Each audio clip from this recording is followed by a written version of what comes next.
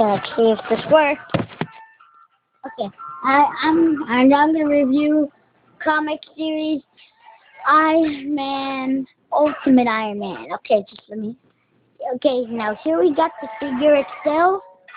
Yeah, there's the figure. Yeah, I want to take off the helmet and Tony Stark and then the face. Okay, pretty nice details. I really love it. So cool.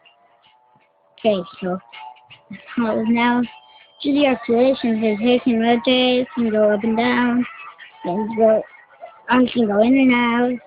I feel like that can rotate out the biceps. And two pants of elbow articulations. His hand. This part of the hand can rotate with the little minigun, and his hand can rotate also. Can go up and down. And can rotate. Ow! I've been doing that, not that much.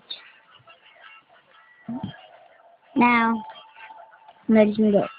And now I can rotate. And then I can go up and down, blah, blah, blah. And 2 points of articulation. And his leg can rotate. His foot can rotate, and leg go up and down. That's it, folks. I'm in! Oh! That sucks.